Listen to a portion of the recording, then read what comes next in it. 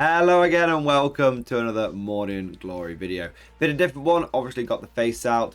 Doing this off the cuff. So I was just doing a live stream and unfortunately it has been blocked. And not only has it been blocked, but the all-knowing and mysterious YouTube algorithm has actually blocked me from live streaming for days. Now don't worry, it's fingers crossed, nothing too serious. Full disclosure, essentially, I picked up an airsoft gun whilst on stream. Apparently, YouTube thought that the airsoft gun was a real gun. You can't touch a real gun on live stream when you're on YouTube. So it's gone and said, we need to investigate this. We need to make sure that you're not doing anything dodgy. It's not a full strike or anything like that. I've chatted to the YouTube team. And they've said, look, the machine, the AI has got to do its thing, but it's basically, you've submitted your appeal, it'll sort it out. 72 hours, within 72 hours, you should be back and running. So what I thought I'd do is I'd make this video to announce that. So if you don't see live stream for a few days, don't worry, if you've not gone mad. It's just, I've learned something new, shall we say. But one of the big things is, I know I don't want to do this announcement, but had a few super chats that have been stacking up. We got super chats stacked every 1,000 feet.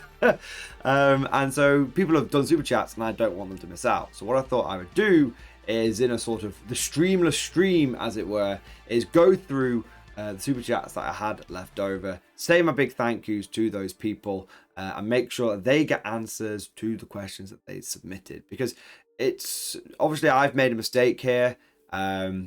YouTube is, fucking me slightly for it, but hey, maybe they're making love to me more rather than hate fucking me.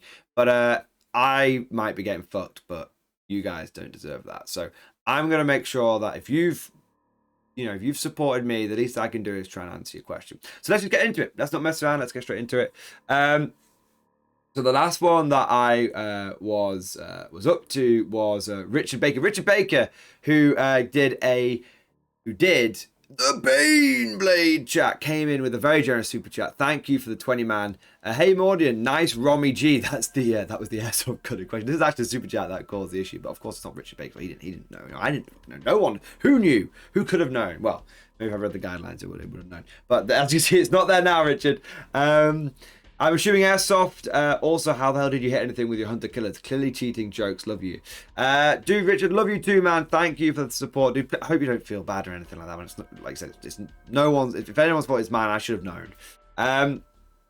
But going back to your question about the hunter killers. Yeah, hunter killers individually, they don't often hit anything because it's like one missile here, one missile there.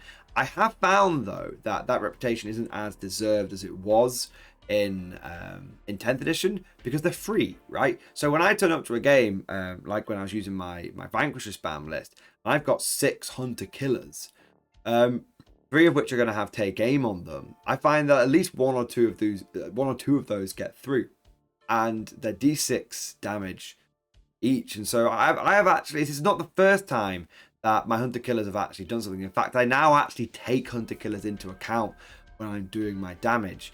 And I had a famous game where I actually killed an orc kill rig basically through just spamming. I think it was about something insane, like 14 hunter killers at it in one turn. Or maybe it's battle wagon or something. But I killed a relatively big orc thing with my mechanized guard army, where it's just like that Scene of Independence with those firing missiles at the mothership. So they if you take enough of them, they can actually do something now. And they were never worth 5 points, but they are definitely worth it if they're free, and they're not negligible damage considering in the guard we can get a lot of it, a lot of hunter killers. So yeah, hunter killers are actually good now. Next super chat, I want to say a big thank you to Chulupacabra 13. Sorry for not being around live with you. Chulupacabra, I can never say that right. Chulupacabra 13. Thank you for your support, man.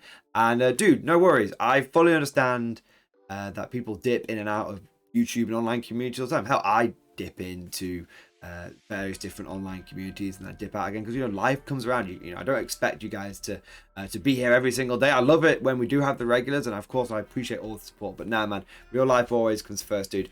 Just glad to have you back in the stream. Sorry, it ended up being cut short a little bit, dude, but great to have you back, man. Hope life's been busy, but not kicking you too hard. Next, I'll say a big thank you to Drew Pacabra. A different Cabra. Thank you for the Giga Chat. Yes, mate. Thank you for the support. I think you missed my last super chat during Lay of the Land. I posted how to kill a Stomper with just 10 Hell Blasters and a Lieutenant in Discord. Yes, I did miss it. We covered this before, but I've gone back a little bit in the super chat because I wasn't sure where the video has been cut off, where you guys are up to. So yes, firstly, I do apologize. I missed your last super chat. Secondly, yes, I have seen the maths that you threw down regarding that. Now, for anyone that's curious, how does 10 Hell Blasters potentially kill a Stomper in one go? How it works is, this is from Drew. First, so you take 10 Hell Blasters, you put Lieutenant in there. You take first you overcharge plasma guns, then the Lieutenant gives them lethal hits. Then you have the Gladius attachment and Devastating Doctrine. Then you have Fire Discipline Enhancement for sustained hits 1 and critical 5. Then you have Declare Oath of Moment to reroll hits and use Storm of Fire strategy for Ignore Covenant 1. 6, you reroll all non-critical hits. By rerolling all non-critical hits on a 5+, you will get a critical hit rate of 55.55% with a Ballistic Skill 3+. This translates into 1.33 hits per shot. 55% of critical dice and the remaining dice wounding at 5+ result in a 70.37% of its wounding. The AP 3 overcharged plasma guns with Storm of Fire strategy, Ignore Cover, and AP-1, meaning the Stomper is rolling 6s for armor save. So 83.33% of your wounding hits will penetrate.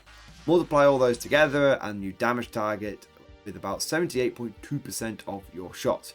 Each Hell Blaster gets 2 shots with 2 damage, resulting in about 3.13 damage per Hell Blaster. 10 Hell Blasters in the squad, and you average 31.3 damage per squad. And Stomper. Now the Space Marines have secured their sacred spot of the Emperor's second finest. So, I'm not a math hammer guy, so I'm just going to take all of those stats at face value and go, yes, that definitely seems about right. And 10 Hell Blasters dialed up to the 9s like that probably should blow away something pretty big, even if it is a Stomper. The one thing I would say, though, is rarely will you get perfect setup. You may find that you don't, by the time you get to shoot the Stomper, you don't have a full squad. You may find that not everyone can see, so you're not getting quite as many shots as you would expect. You've also got the simple fact that, and this is not necessarily true for the Stomper, but this is for other things, people can have -1 to hit modifiers. People can have invulnerable save. Like if I think of like a Baneblade or a Rogal Dawn, if you're going to try and nuke it with this, the first thing I'm going to do is going to pop smoke, give -1 to hit, and if I'm taking something like a Rogal Dawn or a Baneblade, highly likely I'm going to have a tech freeze. And if I'm not a big fan of tech freeze, but I'll always take one for a super heavy. And but a lot of people take tech freeze for Rogal Dawns, and the Rogal Dawns not only got the 4+ invulnerable save, it's also going to have its ablative armor. So I think that there is definitely this is definitely very powerful, but I always caution Math Hammer a little bit. It's a fundamental exercise, and I totally get that. I don't want to be pissing on your bonfire, but I always caution Math Hammer a little bit because I find that it doesn't take into account a lot of the different variants and variables and the factors that can crop up from all sorts of different armies. Okay, but Drupacaba, thank you for support, man, and very interesting bit of math. I do appreciate it. Next, I'll say a big thank you to Lord Prayer, Princeps Prayer. Thank you for the super chat, dude. As the second Catan death shows, roll the Vanquisher cannon last. Indeed. So Lord Prayer, for those of you that weren't in the live stream, Lord Prayer was telling me that when you're rolling out your Vanquishers, you actually want to do the las cannon first, and then you do the Vanquisher, because you want to save. If you need like a CP reroll for the hit, you want to save that to make sure that you don't spunk it on the. You want to make sure you save it for the Vanquisher. It was, to be honest, it was more about superstition than anything else. It was about the lads cannon doing like tracer fire and the stuff of being like tracer fire and all that kind of stuff. But hey, it shows it, man. The first time I shot the Vanquisher, it was stopped because I fired the Vanquisher cannon first. Second Vanquisher that I fired at that Catan, I fired the Vanquisher cannon last, and it was the shot that went through and got the kill. So so absolutely, if in doubt, get the tracer fire on target first. Next, I want to say a big thank you to Chris Downey. Chris Downey, my boy! Thank you for the super chat, man. And thank you for the 14-month member flex. X-Force, baby. X-Force. Strength in numbers as per usual. Exactly. That first Catan basically went down to 3 water heavy weapon teams, heavy weapon squads, plus a big blob of guardsmen with first rank fire and take aim on them thanks to Creed doing 2 orders. And then we had the Lord Solar blob as well that was going. It basically died to just shite, and then the Hellhound was able to finish it off with a good burst from the Inferno Cannon and the Heavy Flamer, despite needing sort of 5 to 6 on the Inferno Cannon and 6 on the Flamer. So yeah, absolutely. One thing I've learned about Catan is that they're only 4-up save. 4-up save followed by 5-up. If you can stack enough damage 1 on those things, they go down. They are not like fighting an Eldar Avatar. Trying to kill an Eldar Avatar is truly an exercise of frustration. Fortunately, they only ever have 1 or 2 of them, so it's not. But you only really face sort of 2 Catan these days. In the list that I faced, I only faced 2 Catan, and wasn't so bad facing only 2 Catan.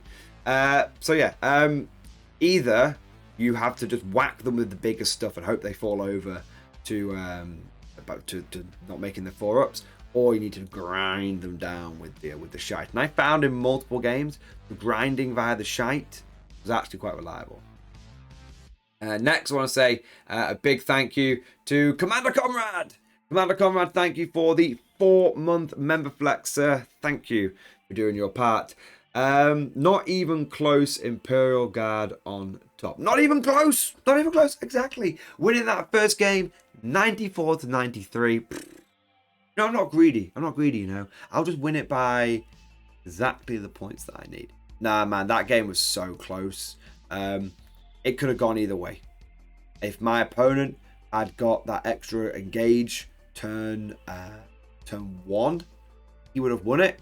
Likewise, if I hadn't had terrible luck against that Doomsday Arc on turn 3 it was, I would have scored an additional sort of 4 points, and it would have been even ahead. So this was a very close game, that came down to literally individual dice and individual saves. When you have a game that close, it's an amazing experience, and I really enjoyed the game, and I hope that Dave, the guy that I was playing against, also had a fun game as well, because you can, when both players are scoring in the 90s, no one's really lost, you know what I mean? And if this was WTC scoring like I often do, that would be a draw every day of the week. So it was a good, really good game, and yeah, just squeaked the win on that first one, man. Okay, next I want to say a big thank you to Gathering Clouds. Gathering Clouds, thank you for the 50 gifted memberships. 50. That's an insane number of memberships. Gathering Clouds, thank you for going above and beyond the Call of Duty. Thank you for just being incredibly generous. It's humbling, man. Just coming in and supporting that with that much memberships is a really big deal, man. So thank you from the bottom of my heart, from the end of my sweaty toes to the tip of my big rubbery nose, man. Thank you for going above and beyond. Thank you for the very generous support, and thank you not only for supporting me but for supporting the community. 50 gifted memberships gives 50 more people a chance to try out the Discord, 50 more people to just become part of the MG community. So big 07 Gathering Clouds. And if you're watching this post live, if you could, if you're a channel member, if you could put the conscript emoji down in the comment section. If you're not a channel member, you want to show your respect and appreciation to Gathering Clouds for doing such a big amount of memberships, do an 07, literally the letter O and 7. It's a little salute emoji, sort of pseudo salute emoji, as it were. Gathering Clouds, thank you, man, and I raise my glass to you. You're an officer, a gentleman, and a scholar, sir. Okay, so next I want to say a big thank you to Barkus. Barkus, my man, thank you for the super chat, bro. Dispatches from the front in your email. Guard victory. Okay, let's have a look, man. See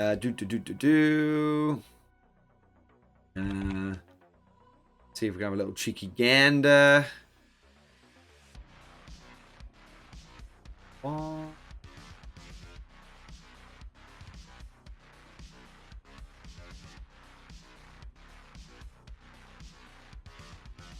There we go. There we go. Okay, I got it. Dispatches from the front lines. Grand Commissar, dispatch from the front. Combined Guard Task Force Epsilon 52 faced the warp monstrosities infiltrating Zegama 9. Despite heavy losses, the Guard secures Zegama 9 73-57. Victory is assured. Advice given by High Command, tactics discussed in Discord, proved to be effective at overcoming the demons and vulnerable saves attempts, aka drown in volume of 5. That's it, man. Just like we were talking with the Catan, same with those big demons. Cool moments. First rank fire, second rank fire is fantastic when having lethals with Krieg. 42 lasguns plus plasma plus melter plus sniper tears the vulnerable saves. Wiped pink horrors in one go. Took Haranak out of action. Amazing, man. Totally agree. I don't like first rank fire, second rank fire when I'm hitting on 4s because I've just had so many times where I've just missed. But I do like first rank fire, second rank fire when I'm hitting on 3s. You know, in the case of Krieg, or I've got Take Aim and first rank fire if I've got like Reader running around, or if I've got Scion. So yeah, Krieg, Deathcore Krieg with first rank fire after taking 1 casualty. Really, really spicy. Really, really good. Shalaxi deep struck in the back lines, got down to 5 wounds, charged unit blocking my home objective. If they cut through, they'll be able to consolidate onto it and get captured in the outpost. Lord Soul heroically intervenes and stops the consolidation alive on 2 wounds. That's so cool. Drive them, men, drive them. So cool that the Lord Solar had to get involved to secure it. I mean, at the end of the day, he's the head honcho. He earns the big bucks, so he's got to prove his worth. What's really cool about that, Marcus, is actually in the tournament that I was using, it's Vankin time. I aggressively used my Lord Solar in all 3 games, and it made a big difference. The Supreme Command Blob, it wants to sit back a little bit, but it's also got enough teeth that it can handle itself. And when you get to sort of turn 4, turn 5, when you're scrabbling for points and maybe damage isn't as important if you've all, depending on what second you've gone and whatnot, getting that extra blob of dudes up, I mean, at the end of the day, it's the equivalent of an extra big blob of 20. Getting it up there can allow you to get the points and make a big difference. And just having a bit of extra, and if you do need a bit of extra damage output, you've got them right there. So Barkers, that's cool, man. Let's look at the 2 lists here. So the demon list was Bellicor, Karanok, Great Unclean One, Shalaxi, and Syl. There were 3 Nurglings, Pink Horrors, Pokwalkers, and Blue Scribe. Very sort of normal demon monster mash there. 4, 5 big monsters that are drawing all your attention. Few little things trying to go around doing the objectives. Your list was Deathcore Marshal, Lord Solar, Platoon Command Squad, Ursula Creed, Tank Commander with Demarsha, and Grand Strategist. Good set of officers there. Yeah, I like that. 30 Katachan, 20. I imagine there's like either split into 3 squads there or something, or yeah, I can see there's 2 Chimeras. So 2 Scout Mirrors, I imagine. 1 for the Lord Solar Blob. 20 Krieg, 20 Cadian, 10 Infantry with Mortar for Creed, I imagine. 2 Chimeras, Basilisk, 5 Rough Riders, Hellhound, Eradicator, Exterminator, Battle Tank, and 5 Sounds. So you've got 4 Lehman Russes and a Hellhound, if you include the Tank Commander as well. Indirect Fire, you've got Mortar and a Basilisk just for a little bit of indirect fire. For doing secondaries, you've got Scions, and you've got plenty of infantry in there as well. Yeah, I like it, man. I like it. Looks like a good list. And looks like you played it well, and you played your opponent. You made the right choices into your opponent's list as well. So great, excellent work, man, and congratulations on the victory, dude. So next, I want to say a big thank you to James Loader. James Loader, thank you for the 18-month member flex. X-Force, baby, X-Force. Krieg Company doesn't pan versus law size. So this links back to what we were talking about early in the stream about like the different, how you can build like law accurate guard companies in on the tabletop. We looked at the Cadian one, the Katachan one, and the Krieg one. Yeah, I mean, obviously there's always going to be some limitations. It was a cool idea from like the community, but yeah, the Krieg company, it's like, okay, so we've got like the first 100, about like the next 900 dudes, or probably more. Yeah, so the Krieg company would probably have lots more. Like, I mean, Krieg doesn't raise regiments, it raises armies, right? So yeah, you're absolutely right. I think Krieg is the one that would be the most difficult to actually emulate on the tabletop. But Cadian and Katachan, I felt like, the community member that put that stuff together had actually done a job on that. Got this pretty accurate. Next, we'll say a big thank you to Rexy. Rexy, my boy. Rexy, thank you for the Giga Chat. Thank you, man. If you had to bring an army in the Force organization of old, i.e. 9th edition battalion, spearhead, super heavy, etc., what would your forces look like? Oh, man. I used to... So, if you go back to 8th edition, I used to take like 3 battalions, because the more detachments you took, the more command points you got. When we got the 9th edition, it changed so much. So firstly, fundamentally, they flipped on its head. So now it costs you CP to get each detachment. So you started with 12, it costs you like 3 for a battalion and 3 for each battalion. So I actually found that system in 9th really restrictive for Guard, because we needed multiple big detachments like brigades and stuff like that. And it punished us. So yeah, Guard in 8th was good. Guard in 9th, that 8th edition Guard Codex, it clearly hadn't been written with multiple editions in mind. It had been written to be good in 8th, and then it barely fucking functioned in 9th. It's why the whole point is when they released the Guard Codex in like 8th, they were like, okay, we've broken you. You don't get platoons anymore, but you get all these individual assets, which is great because it get more battalions, that gets you more CP. And I was like, hey. And then in 9th, it just having those individual infantry squads and no way of blobbing up or anything. It was crippling. Really, really hard. I often started games 0 CP between relics and warlord traits. Yeah, and like full payload on manticores and gatekeeper on tank commands. When we're getting later into the edition, so.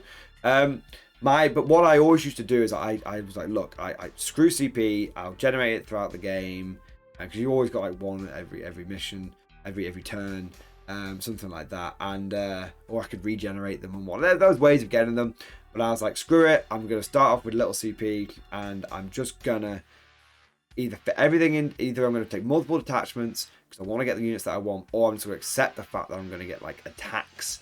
And I'll pay 105 points to put like 3 sentinels in my army, and then I'll go for that 1 battalion because your first detachment was free, and then I'll have low CP and I can start mag dumping CP into people via like Psychic Awakening, via the Cadian supplement and that kind of stuff. But how my forces actually looked was very, very similar to how it is today. I'm a firm believer in you need an infantry corps, you need a tank corps, and you need to season your list with artillery. This is not something that I just came up with for 10th, or I adapted for 10th, I should say. It's something very much that I've been doing through 8th, through 9th, through 10th, just having that combined arms thing. So I used to say, like in my battalion, in my brigade, I used to say you want a minimum of 100 infantry. I'd often run 20. Remember, I didn't pay for upgrades, and so it's easy to fit that much stuff in there.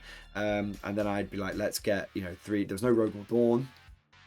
Not until the end of the edition, and I didn't really get a chance to use one all that much. 10th. So I used to take I'd be like 4 tanks, mortar pit, 4 tanks, mortar pit, 100 infantry.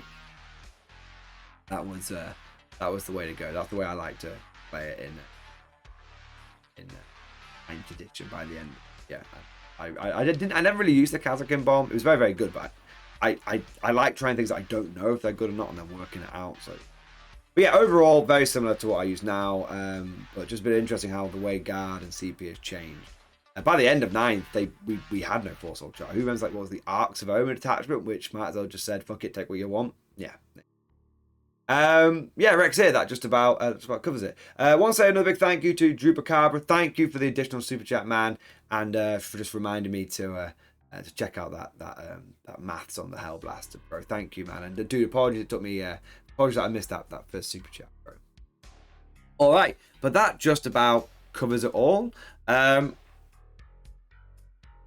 just want to say a big thank you to everyone who did support in the live stream, both the super chats we've covered now and obviously the other super chats that are there as well. I want to again reiterate my apology for the disruption. It's a bit of a ball ache situation, and I do apologise for the disruption, guys. I've learned from that. Don't pick up an airsoft gun in a live stream again. Fair enough. And hopefully within within 72 hours. It says within 72 hours, so hopefully we'll be seeing that. Hopefully we'll be back to live streaming. If there's any issues, of course I will update you. I'm still totally okay uploading shorts, okay uploading regular videos. There's no issues there. So fingers crossed there won't be any dramas whatsoever regarding the channel, and hopefully we'll be back to live streaming and our degeneracy sooner rather than later. But thank you all for watching. Hope you enjoyed the video, and of course, as always, see you guys next time.